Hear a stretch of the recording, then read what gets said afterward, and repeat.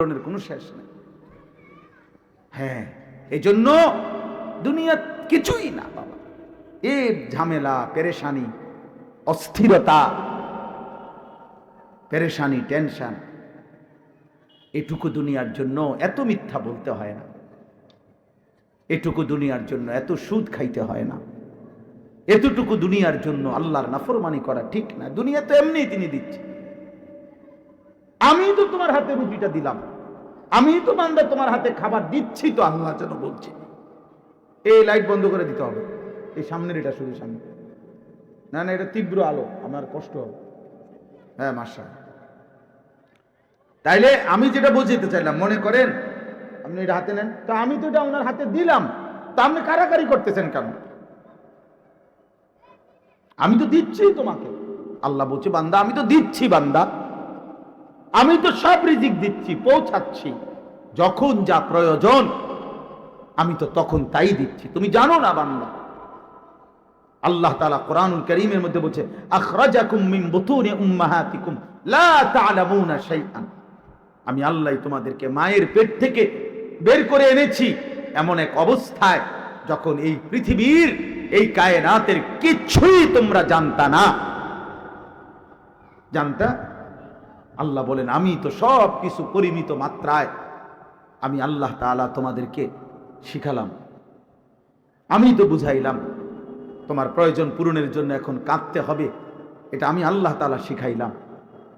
দাঁতবিহীন এই মাড়ি দিয়া তোমার মায়ের বুকের দুধের স্তনে চাইপা ধরতে হবে, তারপরে দুধ আসবে মায়ের বুক থেকে, এটা আমি শিখাইলাম।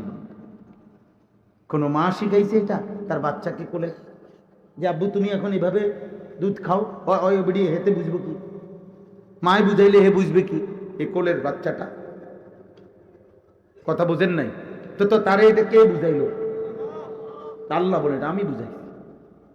আখরাজাকুম মিন বুতুনি উম্মাহাতিকুম লা তা'লামুনা শাইআন, তুমি তো কিছুই জানতে না বান্দা। আয় নওজোয়ান, তোমরা বুঝতেছো না।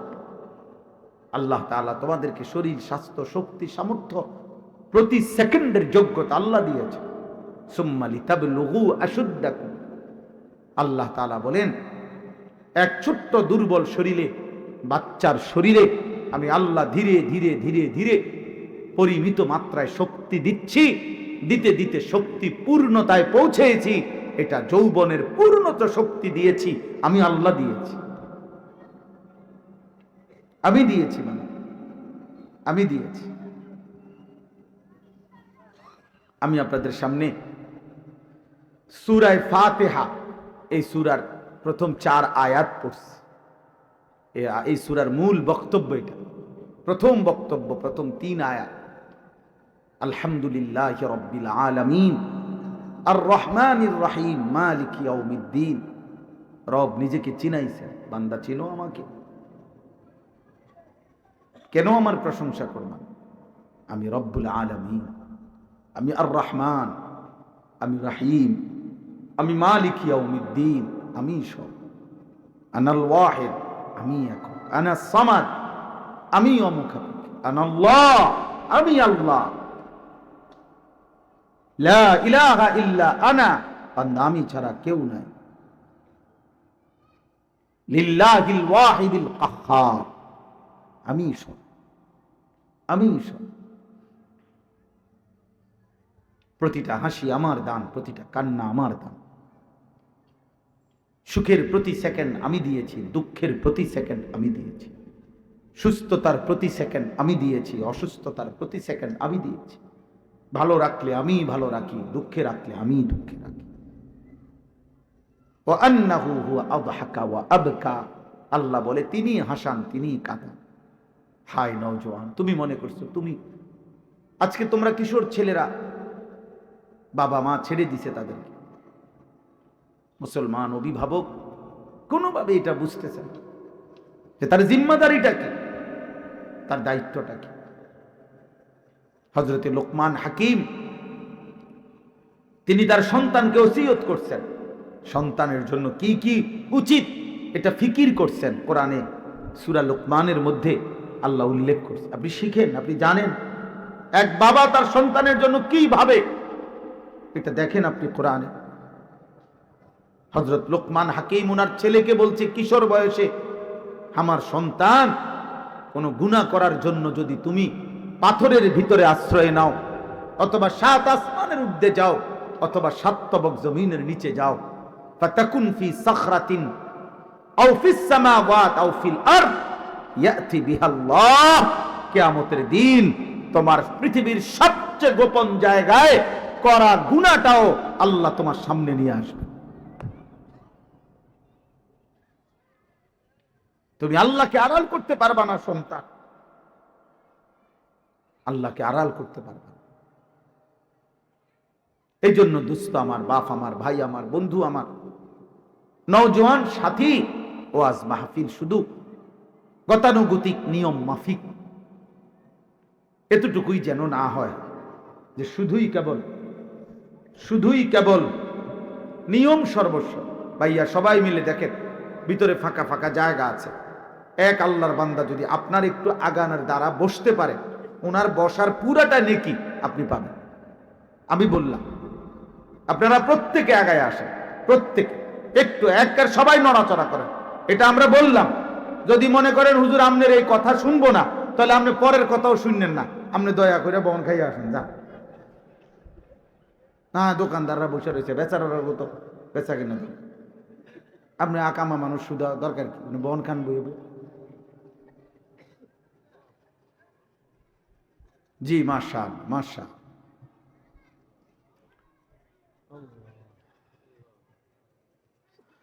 আল্লাহ সবাইরে কবুল করেন। তো বলতেছিলাম, নোয়াখালী তো এমনি আসলে ওয়াজের দরকার। আমার একটা ছোট বুঝ যে নোয়াখালী বাস্তবিকে মাহফিল করার কোনো দরকারই নেই। আলহামদুলিল্লাহ, এই পরিমাণ উম্মতের আলিমে দ্বীন, তালিবে ইলম, হাফেজে কোরআন যুগে যুগ ধরে, বছরের পর বছর ধরে নোয়াখালীর এই জমিন থেকে তৈরি হয়েছে, হচ্ছে ঘরকে ঘর ওলামায়ে কেরাম, ঘরকে ঘর হাফেজে কোরআন। আলহামদুলিল্লাহ, আমরা এমনও জায়গায় মাহফিলে যাই, দেখি যেখানে বিশ্বাস করেন 20-50 জন শ্রোতা যদি হয় 5000, মনে হয় 50 জন 100 জনের মাথা তো টুপি নেই, এমন দুর্গম অঞ্চল। কিন্তু আলহামদুলিল্লাহ এখানে তো টুপির সংখ্যা বেশি। আপনারা তাকায় দেখেন, আল্লাহর মেহেরবানি, আল্লাহর দয়া, আল্লাহর দয়া। আল্লাহ তাআলা আপনাদেরকে যুগের পর যুগ ঈমান আমলের দৌলত দান করেন। এক মানুষের জীবনের বাপ, এটা বড় পাওয়া। অমিন যুররিয়াতিনা উম্মাতাম মুসলিমাতাল লাক। আপনি যদি কল্পনা করেন, ইব্রাহিম আলাইহিস সালাম বলছে, আল্লাহ, ইব্রাহিম নবীর দোয়া এটা। ইব্রাহিম আলাইহিস সালাম আল্লাহকে বলছেন, মাওলা, সারাটা জীবন আমি আপনার জন্য পরীক্ষা দিছি। আপনি যখন আমার যেই পরীক্ষা নিছেন, আমি সব পরীক্ষা আমার জীবনের বিনিময়ে আমি আমার পরীক্ষা দিছি, আমি সব পরীক্ষা উত্তীর্ণ হয়েছি। আপনি আমারে আপনার ঘর বানাইতে বলছেন, কাবা, আমি তাও বানাইছি। আপনি যেমনে যা বলছেন মালিক, আমি জীবনে কোনোদিন আপনার একটা হুকুমের নাফরমানি করি নাই। আপনি আমারে বলছেন দুধু মরুভূমিতে আমার স্ত্রী সন্তান রেখে আসতে, আমি একাকী রেখে আসছি। গল্প শোনা তো সহজ, কাহিনী না শুনলাম যে মা হাজেরা আর ইসমাইলকে রাইখা আসছেন, কিন্তু দিল দিয়া চোখ বন্ধ করে ভাবেন তো সেই সময় এক বাবার কলিজায়, স্বামীর কলিজায় কেমন লাগছে, যে চারিদিকে 100 মাইলের মধ্যে যে দেখতেছে তাকায়া, কোনো দিকে এক বিন্দু একটা মানুষের অস্তিত্ব, একটা গাছের অস্তিত্ব, এক ফোঁটা পানির কোনো ব্যবস্থাপনা নাই, এক লোকমা খাবারের কোনো ইন্তজাম নাই। তাহলে সেই জায়গায় রেখে আস ভাইয়া, অগদিকে তাকাইলে হইতো না, তাহলে আবার বিরতি দিয়ে নাম, মানে আপনি তাকাইলে ওয়াজ বন্ধ, আপনি তাকানো শেষ হইলে আবার শুরু।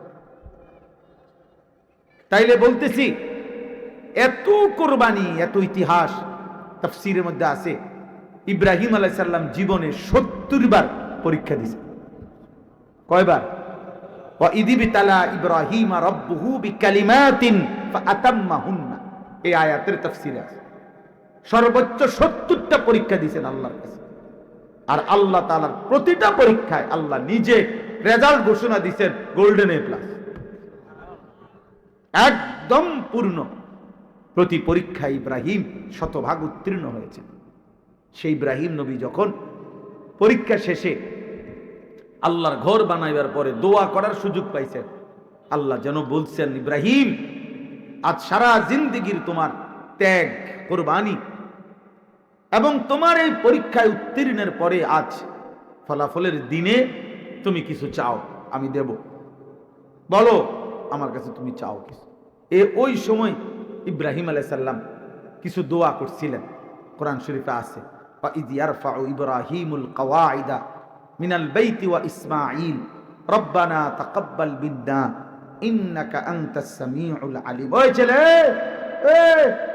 মোবাইল লাইন সরো, যাও ওই অটো উঠাও, অটো সিএনজি উঠাও গিয়া মোবাইল দিয়া একটা গুণা দাও যে এই ইউনিয়নে মোট কতটা সিএনজি আছে, এবার এটা জানাও ফেসবুকে, উপকার হবে, মানুষ এটা আইডিয়া দিতে পারিব সিএনজি কয়টা। জি, এরপরে ইব্রাহিম আলাইহিস সালাম বললেন, ওইখানে দোয়ার মধ্যে, মানে লম্বা দোয়া শব্দই বলতেছি না আমি, দোয়ার মধ্যে তিনি একটা দোয়া এটাও করছেন যে আল্লাহ আমার সারা জীবনের বিনিময়ে আমি আপনার কাছে চাই, অমিন যুররিয়াতিনা উম্মাতাম মুসলিমাতাল লাক, আমার আগত প্রজন্ম, আমার সন্তান বংশধর কিয়ামত পর্যন্ত যেন উম্মতে মুসলিমা আপনার অনুগত উম্মত হিসাবে, অনুগত হিসাবে কিয়ামত পর্যন্ত যেন আমার বংশধারার মধ্যে একটা ধারা, আমার প্রজন্মের একটা বড় অংশ যেন সর্বদা এমন থাকে যে সর্বদাই আপনার অনুগত। আমার বংশ যেন এমন না হয় যে 70 বছর পরে আমার বংশে আর কেউ আল্লাহ চেনে না। বুঝেন নাই কথা? এমন হইতে পারে না 90 বছর পরে আর ওই ঘরের কেউ আল্লাহ চেনে না। বাপ তো মাশাআল্লাহ দিনদার ছিল, দাদাও দিনদার ছিল, ফুতে যখন সদর বদর শুরু হয়েছে এরপরে নাতির আমল থেকে সব সেকুলার, এখন আর সব চুলে চেহারা এলে। আমি নিজে দেখছি, আমার যে চোখে দেখা বাবা বড় আলেম ছিলেন, পুরা জেলার নাম করা আলেম, 6 জন সন্তান, 6 জনই ইউরোপ থাকে, 6 জনই বাবার স্মরণে এলাকাবাসী একটা বড় মাহফিল করছে, ওনাগরে দাওয়াত দিছে, ওনারা ইউরোপ থেকে একসাথে আসছে, আমার সাথে প্রত্যেকের পরিচয় করাই দিছে, মানে আমি ওই মাহফিলের বক্তা ছিলাম। মাশাআল্লাহ, আমি 6 জন ভাইকে একসাথে দেখছি, 6 জন ভাইয়ের চুল চেহারা পুরা শরীরের মধ্যে ইসলামের ন্যূনতম কোনো নমুনা নেই। এমন স্যুট বুট, এমন ক্লিন শেভ, আমার মনে হয় ওয়াজ শুরুর আধা ঘন্টা আগে সবাই একসাথে শেভ করছে, যাতে কোনো সামান্য কোনাকানিও কি না থাকে, যাতে ছবি উঠে ক্লিয়ার। গর্বিত সন্তান। এর পরের ধারা, যদি সন্তানের এই হালাত হয় তো নাতি জোনায়েদ বাগদাদি হবে নাকি? আল্লাহ মাফ করে দেন। বুঝাইতে চাইলাম এটা জীবনের একটা বড় পাওয়া, এটা জীবনের একটা বড় চাওয়া। বাপ, আজকে অভিভাবক শ্রেণী আপনাদেরকে দেখে এটা বললাম, দয়া করে আপনারা ভাববেন আপনি কি রেখে যাচ্ছেন। খাট পালক, সোফা, ফার্নিচার, কসম খোদার এগুলা বইলেন না, এগুলো রাইখা যাওয়ার জিনিস না। আমনে রাখার পরে আপনার মৃত্যুর পরে ঘরের আসবাব, আমি প্রতিদিন বলি, আমনের মৃত্যুর পরে আমনে সর্বোচ্চ 15-20 বছর পরে আমনে আজরাইলকে বা ফেরেশতাকে, কবরের ফেরেশতাকে শুধু একটা কথা কইবেন, একটু যে ভাই আমার এই 20টা মিনিট সময় দুনিয়ায় একটু যাইতে দাও, আমার ঘরটা শুধু যাম, একারে এক ডোক পানিও খাইতাম না, জামু আর শুধু একটা জিনিস একটু দেখাম যে আমি যে 60 বছর লাগাইয়া কষ্ট করে আমি নিজে থাইকা এক সেট সোফা, 2টা খাট, 4টা আলমারি, কাচের প্লেট, নুনের বাড়ি, চায়ের কাপ, ডাইনিং টেবিল, 6টা চেয়ার, এগুলা যা আমি সব নিজে থাইকা 10 বাজার চাইয়া সুন্দর করে যে করে দিয়ে আসছিলাম, আজকে 20 বছর পরে মনটা চাইতেছে আমার তো জীবনের অর্জনই এগুলা, আমার জীবনের শরীরটা তো শেষ করছি, খাট বানাইতে বানাইতে, সোফা বানাইতে বানাইতে, বিল্ডিং এর কাম শেষ করতে করতে কদ্দুরিটা চাই আইতাম। আইসা দেখবেন 20 বছর পরে আপনার ঘরের ফার্নিচার একটাও আপনার বানানোগুলো নাই। যদি জিজ্ঞাসা করেন জি ফুত নাতি নাতনি রে বাবা এগুলা কই, তারা বলবে আব্বা দাদা এগুলা পুরাতন মডেল হয়ে যাওয়ার কারণে এটি হালাই দিছে, এগুলো এখন আর চলে না, এগুলো এখন আর চলে না। আমার দাদার মৃত্যুর 12 বছর পরে আমার জ্যাঠারেও আমি জিগাইছিলাম, জ্যাঠা আমার দাদার কোনো স্মৃতি আপনার কাছে আসেনি? একটা নুনের বাটি, কাচের প্লেট, মাটির বাসন। আমার দাদা জ্যাঠা তখন কাম ছিল, কাইন্দা কইছিল না বাতিজা তোমারে দেখাইবার মতো আজ 12 বছর পরে আমার বাপের কোনো স্মৃতির কোনো জিনিস নাই। এর নাম দুনিয়া, ধোকা। ওমাল হায়াতুদ দুনিয়া ইল্লা মাতাউল গুরুর। দুনিয়া কি? ধোকা, ধোকা। আল্লাহ নিজে বলছে মাতাউল গুরুর। কোম্পানি বলতেছে, কোম্পানি মানে যিনি বানাইছেন, দুনিয়া বানাইছেন কে? তো তিনি বলতেছে, কোম্পানি নিজে কয় এটা ধোকা। 2 নম্বর, 2 নম্বর, 2 নম্বর। আর গ্রাহক কয় এটা 1 নম্বর। বেকুব না গ্রাহক? আমরা আমরা কইতেছি এটা না, এইটাই দুনিয়া আসল। আল্লাহ বলতেছি এটা ধোকা। আল্লাহ বলছে ওমা হাযিহিল হায়াতুদ দুনিয়া ইল্লা লাহবুন ওয়া লাইব। আল্লাহ বলছে বান্দা দুনিয়ার জীবন শুধুই তামাশা, শুধুই খেলাধুলা, খেলনা খেলনা। তাহলে যিনি কোম্পানি উৎপাদনকারী, সৃষ্টিকারী, তিনি বলতেছেন এটা ধোকা, তিনি বলতেছেন এটা তামাশা, তিনি বলতেছেন এটা খেলনা। আর যিনি গ্রাহক মানে আমরা যারা দুনিয়া নিলাম, আমরা বলতেছি না এটাই আসল, এটাই আসল। খাইয়া পয়রা পাইলো ভালো থাকলে হইলো, খাইয়া পয়রা ভালো। ফুতে কামাই করে, আল্লাহ রহমতে লাইনে আছে। ফুতে রোজগার নাই, ফুলা গাক্কারে বেলাই নেই। কি সমস্যা তার? কোনখানে বিদেশ পাঠাইলাম হয় নাই, একখান দোয়ান লইয়া দিলাম, দোকানও বেচা কিনা শেষ, বাইক বইও শুইয়া বইয়া খায়, এ কামে লাগছে না। এ কেন? ওই কামাই করে না, রোজগার। তাহলে বাবার হিসাব হইল আমার সন্তানের সফলতা তখন উপার্জন করে, যখন উপার্জন না করলে সফলতা নাই। কিন্তু আপনি এর ব্যতিক্রমে যদি জিজ্ঞাসা করেন, চাচা আপনার ছেলে মেয়ে নামাজ পড়ে তো? সকলে ফজরের নামাজ পড়ে তো? সকলে আল্লাহর কোরআন পড়তে পারে তো? এ ব্যাপারে কোনো আলোচনা নেই। এর ভিত্তিতে কোনো সফলতা বা ব্যর্থতা আমরা তালাশ করি না। আমরা তালাশ করি হলো ভাত মাছ আর উপার্জন, খাদ্য খাবার আর বিল্ডিং। মেয়ের জামাই আল্লাহর রহমতে দোয়া করে নজর ভালো জামাই পাইছে, আল্লাহ মিলাইছে। কেমনে? এই আল্লাহর রহমতে বেটা নিজে 6 বছরের ভিতরে নিজে একখান বিল্ডিং করছে, ভিতরে 2 বাথরুম। আল্লাহর রহমতে আমার জি বাইরে যাওয়ান লাগে না। টেলিভিশন আল্লাহর রহমতে ঘরে নিজে, এবং জামাই কলজা বড় বড় সাইয়া সেভডাস টেলিভিশন কিনা দিছে। হেবড়ি সারা রাত সারা দিন নাটক দেখে, সিনেমা দেখে, নর্তকীর নাচ দেখে, সাজে গোজে বাজারে যায়, খালাস। উনি খুশি, ওনার মেয়ের উনি উপযুক্ত পাত্রে বিয়ে দিছে, কারণ ছেলের বিল্ডিং আছে। তাহলে উপযুক্ত পাত্রের উপযুক্ত জামাই কিসের ভিত্তিতে? বিল্ডিং, জমি, টাকা, বিদেশ, সম্পদ। তো সেজদা, নামাজ, আখেরাত, হালাল হারাম, এটার কোনো দরকার নাই নাকি? কথা বলেন না, এটা কোনো বিষয় না। এটাই তো বিষয়, এটাই তো ছিল বিষয়। তো আমি আপনাদের কাছে সূরা ফাতিহা এই আয়াত পড়ছিলাম। শুরুতেও যারা ছিলেন তারা শুনছেন। সূরা ফাতিহা কোরআনুল কারীমের অত্যন্ত গুরুত্বপূর্ণ একটি সূরা।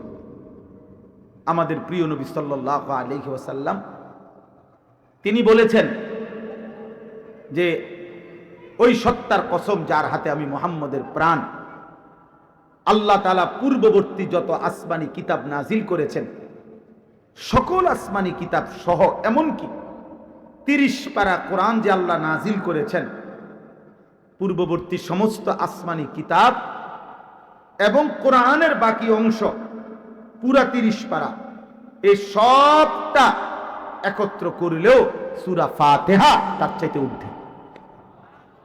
সূরা ফাতিহার সমকক্ষ কোন কথা আল্লাহ তাআলা পূর্ববর্তী কোন আসমানি কিতাবেও নাজিল করে নাই, কোরআনের বাকি অংশও নাজিল করে। এতটা আজিমুশ শান সূরা ফাতিহা। দিনের পর দিন, বছরের পর বছর রব সেই ভোর ফজরের নামাজ থেকে নিয়ে রাত্রি এশা পর্যন্ত 5 ওয়াক্ত নামাজের ফরজ, ওয়াজিব, সুন্নতে মুআক্কাদা হর রাকাতে, প্রত্যেক রাকাতে সূরা ফাতিহা কেন পড়া? এতবার কি আর পড়তে হয়? এক কথা কি আর এতবার বলতে হয়? এক চাওয়া কি এতবার চাইতে হয়?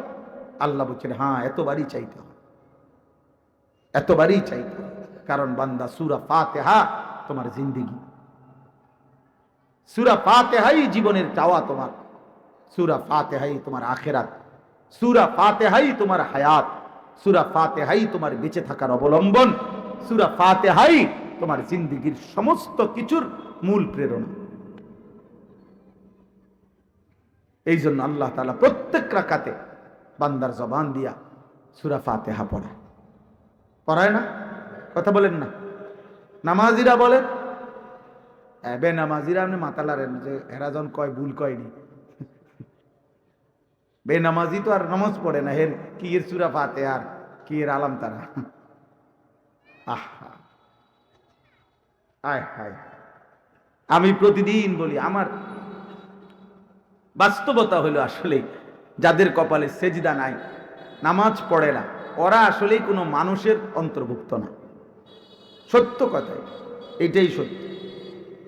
ওরা ইনসানের কোনো অংশ নয়। মানুষ সম্প্রদায় যাকে বলে তাদের অন্তর্ভুক্ত বেনামাজি নয়। যার কপালে সেজদা নাই, ও শুধুই কেবল ভোগ, পৃথিবী উপভোগ, শুধুই খাওয়া পড়া পেশাব পায়খানা, শুধুই ঘুম, লজ্জাস্থানের চাহিদা পূরণ, যৌন চাহিদা যেটাকে বলে, এর জন্যই সে বেঁচে আছে, এর জন্যই খাইতেছে, ঘুমাইতেছে, উপার্জন করতেছে।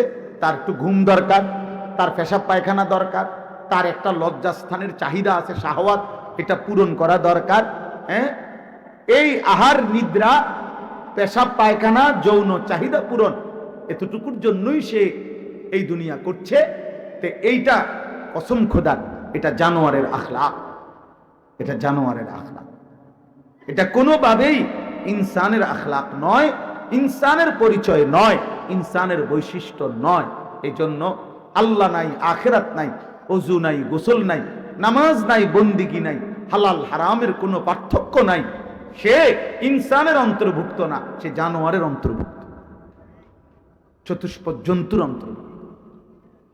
হ্যাঁ, কুকুরের না হালাল হারাম নাই, বিড়ালের না হালাল হারাম নাই, গরু ছাগলের না হালাল হারাম নাই, কিন্তু ইনসান যদি হয় আকলওয়ালা, তার তো হালাল হারাম থাকার কথা। সে সবকিছু মুখে দিবে না, সবকিছু ছুঁইবে না, সবকিছু নেবে না। তাকে আগে জানা উচিত আমার মালিক আমার জন্য অনুমতি দিয়েছেন কি।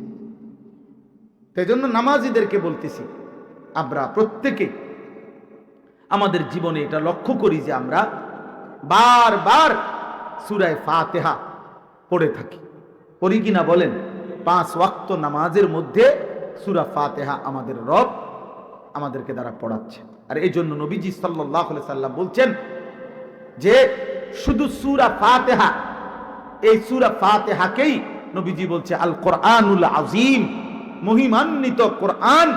এইটার 2 অর্থ, একটা হলো পুরা কোরআন, এটাও কোরআনে আযীম, আবার শুধু সূরা ফাতিহা, এটাও কোরআনে আযীম।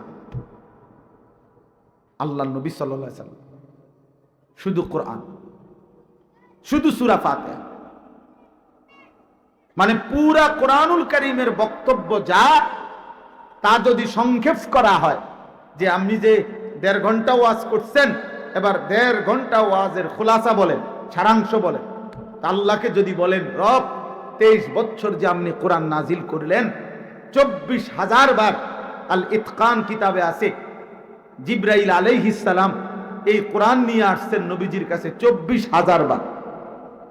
24,000 বার যে কোরআন আপনি নাজিল করলেন, 23 বছর লাগাতার বললেন মাওলা আপনার বন্ধুর কাছে নাজিল করলেন। এই পুরা কোরআনের 23 বছরে আপনি যা বলছেন তার সারাংশ, খুলাসা কি, সংক্ষেপে বলেন। আল্লাহ বলবেন সূরা ফাতিহা। সূরা ফাতিহা, হ্যাঁ, অনেক নাম কোরআনুল কারীমের সমস্ত সূরার মধ্যে সূরা ফাতিহাই হচ্ছে এমন সূরা আল্লাহর নবীর জবান দিয়া যে সূরার অনেকগুলো নাম নবী নিজে উল্লেখ করছে। আর কোন সূরার এত নাম নেই। 2টা 4টা আছে, 3টা আছে। তাফসীরে কুরতুবীর মধ্যে ইমাম কুরতুবী রাহমাতুল্লাহ আলাইহি উল্লেখযোগ্য সুপ্রসিদ্ধ নবীজির জবান থেকে উচ্চারিত সূরা ফাতিহার 12টি নাম উল্লেখ করছে। কোন কোন মুফাসসিরিনে কেরাম 47টার পর্যন্ত নাম উল্লেখ করছে শুধু সূরা ফাতিহার। তাফসীরে হিদায়াতুল কোরআন এই ভারতীয় উপমহাদেশের এই শেষ জামানার সর্বশ্রেষ্ঠ আলেমে দ্বীন ছিলেন শেখুল হাদিস, দারুল উলুম দেওবন্দ মাদ্রাসার সদরুল মুদাররিসিন ছিলেন হযরত মাওলানা সাঈদ আহমদ পালনপুরি রাহমাতুল্লাহ। সাঈদ ভাই মাওলানা, আল্লাহ কবুল করে, আমিন। এই মাওলানার দাওয়াতে আমি আসছি, আমি তো আপনি চিনি না, এরপরে আইসা বুঝছি যে আমি আগেও আসছি নাকি। হ্যাঁ, ওইবার কি মাহফিল এনেই হয়েছে না ওইখানে আমার সাথ। তো সাঈদ আহমদ পালনপুরি রাহমাতুল্লাহ আলাইহি আমার শায়েখ আরিফ বিল্লাহ হাকিমুন নফস আল্লামা মুফতি মুশতাকুর নবী কাসিমি হুজুরের সরাসরি উস্তাদ, দেওবন্দের উস্তাদ। হুজুর ইন্তেকাল করছেন শায়েখ পালনপুরি রাহমাতুল্লাহ আলাইহি।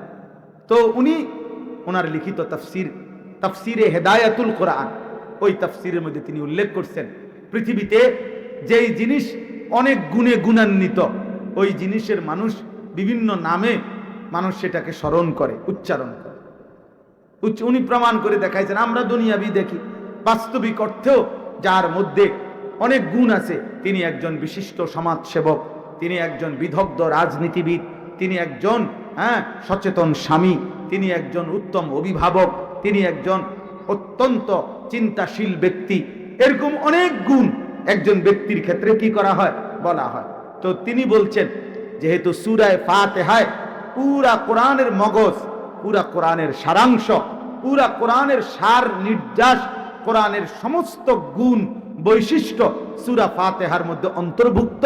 এই জন্য আল্লাহর নবীও সূরা ফাতিহার অনেক নাম খুদ রাসূল নিজের জবান দিয়ে উল্লেখ করছে। সূরা ফাতিহা আমার বলার একটা পুরা সূরার তাফসীর করা আমার পক্ষে সম্ভব না, সেই যোগ্যতাও নাই, সময়ও নাই, কিন্তু বুঝাইতে চাচ্ছি কমপক্ষে আপনারা, আমরা যারা নামাজ পড়ি নিয়মিত, আমাদের প্রত্যেকের উচিত প্রতিনিয়ত, আমার বিবেকও তো আসা উচিত যে কি ঘটনাটা কি, এই সূরা এটা এতবার পড়ি কেন, এতবার এটা আমারে দিয়া পড়ায় কেন, মাহাত্ম্যটা কি এটার ভিতরে, কারণটা কি, ঘটনাটা কি এটার ভিতরে। এটা তো একজন বিবেকবান ইমানদার সচেতন মুমিন চিন্তা করা উচিত। এজন্য সূরা ফাতিহার তরজমা, সূরা ফাতিহার সংক্ষিপ্ত তাফসীর আপনাদের শোনা উচিত। কমপক্ষে নিজ নিজ মসজিদের ইমাম সাহেব যারা জুমা পড়ায় ওনাদেরকে আবদার করবেন যে হুজুর আমারে আরেকবার সূরা ফাতিহা আলহামদুলিল্লাহ সূরার তাফসীর সংক্ষেপে আপনি পড়ে শুনান। আর আপনি যদি নিজে পড়তে পারেন তাহলে তাফসীরে মাআরিফুল কোরআন, এই শুধু একটা তাফসীর আপাতত কমপক্ষে আপনি পড়েন, দেখবেন ইনশাআল্লাহ হৃদয় আলোকিত হয়ে যাবে। প্রতিবার আলহামদুলিল্লাহ সূরা পড়বার সময় যখন আপনার কাছে ওই কথাগুলো মনে পড়বে, এই সূরার তাফসীরে যা আছে, আপনার দিল খুশ হবে, ভাল লাগবে, পড়তেই মন চাইবে, ভাবতেই মন চাইবে। আল্লাহ তাআলা কলিজার ভিতরে রবের উপস্থিতি টের পাবে ইনশাআল্লাহ। আল্লাহ আমাদেরকে তৌফিক দান করে। আমাগো দুঃখ এটাই, আখিরাতের কথা কোরআনের কথা পড়তে বললে, শুনতে বললে, একটু মেহনত করতে বললে শরীরে কুলায় না। চাচারে বলবেন, চাচা কদ্দুর আল্লাহর